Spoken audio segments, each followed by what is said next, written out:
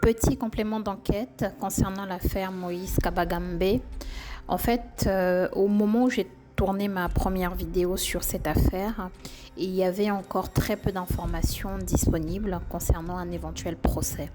Il faut quand même savoir que parfois, il se passe plusieurs semaines, voire même plusieurs mois, entre le moment où je fais le tournage de la vidéo et le moment où je fais le montage de la vidéo. Ce qui fait que les informations parfois que j'ai mis dans la vidéo peuvent différer au moment où je fais le montage et que je revérifie du coup les informations.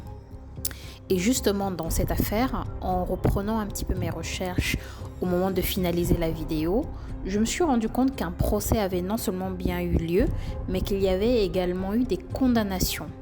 Alors, juste un petit rappel des faits. Moïse Kabagambe, c'est un jeune réfugié congolais qui vivait au Brésil. Il avait été sauvagement agressé alors qu'il réclamait simplement le paiement de 2 jours de salaire. Parce que ces 2 jours de salaire étaient restés impayés et il demandait au propriétaire du bar de lui verser son argent tout simplement. Et il avait effectué ses jours de travail dans un bar d'une plage situé dans un quartier qui est quand même chic, à Barra de Tijuca, à Rio de Janeiro. Alors, le patron du bar ainsi que 2 autres personnes vont s'armer de matraques, d'une batte de baseball. Ils vont le battre alors que Moïse avait les mains et les pieds liés. L'un d'entre eux va même aller jusqu'à s'asseoir sur la tête de Moïse pendant plusieurs minutes. Ce n'est que lorsqu'il va réaliser qu'en fait Moïse ne se débat plus qu'il va tenter de le réanimer parce que là il panique lui-même en fait. Mais malheureusement il sera déjà beaucoup trop tard. En ce qui concerne le procès, il a eu lieu en mars 2025. C'est donc très très récent et il a eu lieu à Rio de Janeiro. Alors, 2 des 3 principaux accusés ont été reconnus coupables de meurtre qualifié. Il y a d'abord Alisson Cristiano de Oliveira Francesca qui a été condamné à 23 ans, 7 mois et 10 jours de prison.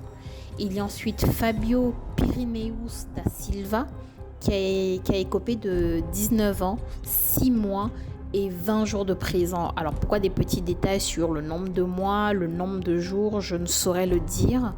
Peut-être parce qu'ils ont déjà effectué un certain nombre de temps en détention provisoire et que du coup on complète en fait leur peine au moment où ils sont condamnés. En tout cas, ils ont été jugés coupables pour des motifs particulièrement graves parce que le tribunal a reconnu qu'ils ont commis ces actes avec une extrême cruauté pour des raisons futiles et qu'ils ont exercé ces violences-là sur une victime qui était placée dans l'incapacité de se défendre. Rappelez-vous la personne qui s'est assise sur Moïse et également celle qui lui a lié les pieds et les mains. Alors, les vidéos de surveillance qui avaient été donc saisies au bar ont été montrées lors de l'audience et ces vidéos-là montraient très clairement que Moïse avait reçu au moins 30 coups alors qu'il était complètement isolé.